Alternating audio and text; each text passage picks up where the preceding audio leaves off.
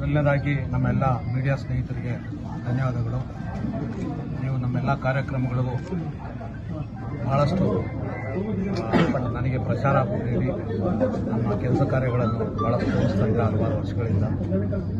ಮತ್ತು ಇವತ್ತು ಇದು ಹುಟ್ಟುಹಬ್ಬ ಅನ್ನೋದು ನಾವು ಹುಟ್ಟುಹಬ್ಬಕ್ಕಿಂತ ನಾವೆಲ್ಲ ಹಳೆಯ ಸ್ನೇಹಿತರು ಸೇರೋದಕ್ಕಾಗಿ ಇದೊಂದು ಸಂದರ್ಭ ಮಾಡ್ಕೊಂಡು, ಮುಖ್ಯವಾಗಿ ನಾವು ಹುಟ್ಟುಹಬ್ಬ ಮಾಡಬೇಕು ಬೇಡ ಅನ್ನೋದು ಭಾಳಷ್ಟು ಸತಿ ನಾನೇ ಹೇಳಿದ್ದೀನಿ ಬೇಡ ಮಾಡೋದು ಅಂತ. ಆದರೆ ಎಲ್ಲರೂ ಇಲ್ಲ, ಇದು ಹಲವಾರು ವರ್ಷಗಳಿಂದ ನಾವೆಲ್ಲ ಸೇರ್ತಾ ಇದ್ವಿ. ಹಾಗಾಗಿ ಇವತ್ತೊಂದು ದಿವಸ ಹಾಕ್ಯಾರೆ ನಮ್ಮ RC ಕಾಲೇಜಲ್ಲಿ ರಿಪಬ್ಲಿಕ್ ಡೇ ಅಂತ ಒಂದು ಇಟ್ಕೊಂಡಿದ್ವಿ. ಅವತ್ತು ನಾವೆಲ್ಲ ಹಳೆಯ ವಿದ್ಯಾರ್ಥಿಗಳು ಸೇರು. ಅದೇ ರೀತಿ ಹುಟ್ಟುಹಬ್ಬಕ್ಕೆ ನಮ್ಮ ಹಳೆಯ ಎಲ್ಲ ಸ್ನೇಹಿತರು ಇಲ್ಲಿ ಸೇರೋದ್ರಿಂದ ಅದನ್ನು ನಿಲ್ಲಿಸೋದು ಬೇಡ ಅನ್ನೋದ್ರಿಂದ ಮಾಡ್ಕೊಂಡು ಹೋಗ್ತಾ ಇದ್ದೀವಿ. ಮತ್ತು ಇವತ್ತು ಯುವಕರು ಈಗ ನಾವೆಲ್ಲ ಈಗ ಎಲ್ಲ 60 ಮೇಲೆ ಆಗಿದ್ದೀವಿ. ಆದರೆ ಇವತ್ತಿನ ಯುವಕರು ಹಿಂದೆ ಇದ್ದಂಥ ಯುವಶಕ್ತಿ ಆಗಲಿ ವಿದ್ಯಾರ್ಥಿ ಶಕ್ತಿ ಆಗಲಿ ಕಡಿಮೆ ಆಗ್ತಾ ಇದೆ. ಮತ್ತು ಇವತ್ತಿನ ರಾಜಕೀಯ ಮೌಲ್ಯಗಳು ಕಡಿಮೆ ಆಗ್ತಾ ಇದೆ. ತತ್ವ ಸಿದ್ಧಾಂತ ಅನ್ನೋದು, ಸಮಾಜ ಮತ್ತು ಸೇವೆ ಮನೋಭಾವ ಅನ್ನೋದು ಎಲ್ಲವೂ ಕಡಿಮೆ ಆಗ್ತಾ ಇದೆ. ನಾವೆಲ್ಲ ಒಳ್ಳೆ ಒಳ್ಳೆ ನಾಯಕರುಗಳ ಹತ್ರ ಬೆಳೆದು ನನ್ನ ರಾಜಕೀಯದ ಗುರುಗಳು ಬಂಗಾರಪ್ಪನವರು.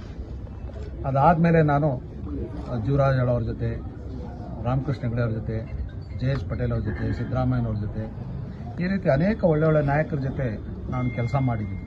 ರಾಜ್ಯ ಜನತಾದಳ ಅಧ್ಯಕ್ಷನಾಗಿ ದೇವೇಗೌಡರ ಅಧ್ಯಕ್ಷರಾಗಿದ್ದ, ಅವ್ರ ಜೊತೆ ರಾಜ್ಯ ಜನತಾದಳ ಪ್ರಧಾನ ಕಾರ್ಯದರ್ಶಿಯಾಗಿದ್ದೆ. ಮತ್ತು ಜಯೇಶ್ ಪಟೇಲ್ ಅವರು ಪಕ್ಷದ ಅಧ್ಯಕ್ಷರು, ಸಿದ್ದರಾಮಯ್ಯನವರು ಪಕ್ಷದ ಮಹಾಪ್ರಧಾನ ಕಾರ್ಯದರ್ಶಿಯಾಗಿದ್ದಾಗ ನಾನು ರಾಜ್ಯ ಯುವ ಜನತಾದಳ ಅಧ್ಯಕ್ಷನಾಗಿ ಕೆಲಸ ಮಾಡಿದ್ದೀನಿ. ಮತ್ತು ಬಂಗಾರಪ್ಪನವರು ಪಕ್ಷದ ಕ್ರಾಂತಿರಂಗ ಪಕ್ಷ ಅಧ್ಯಕ್ಷನಾಗಿದ್ದಾಗ ನಾನು ವಿದ್ಯಾರ್ಥಿ ಕ್ರಾಂತಿರಂಗದ ರಾಜ್ಯ ಅಧ್ಯಕ್ಷನಾಗಿದ್ದೀನಿ. ಮತ್ತು ಬಸವರಾಜ ಬೊಮ್ಮೆಯವರು ನಾವಿಬ್ಬರು ಒಟ್ಟಿಗೆ ಜನರಲ್ ಸೆಕ್ರೆಟರಿ ಆಗಿದ್ದೀವಿ. ಈ ರೀತಿ ಹಲವಾರು ಮುಖ್ಯಮಂತ್ರಿಗಳ ಕೆಳಗೆ ನಾನು ಕೆಲಸ ಮಾಡಿದ್ದೀನಿ. ಮತ್ತು ಆಗಿನ ರಾಜಕೀಯಕ್ಕೂ ಈಗಿನ ರಾಜಕೀಯಕ್ಕೂ ಬಹಳಷ್ಟು ವ್ಯತ್ಯಾಸಗಳಿದೆ, ನಾವೆಲ್ಲ ನೋಡ್ತಾ ಇದ್ದೀವಿ. ಅದಾದಮೇಲೆ ಇಶ್ಯೂ ಬೇಸ್ಡ್ ರಾಜಕೀಯ ಶುರುವಾಯಿತು. ಈಗಂತೂ ಬಿಸ್ನೆಸ್ ರಾಜಕೀಯ ಆಗ್ಬಿಟ್ಟಿದೆ.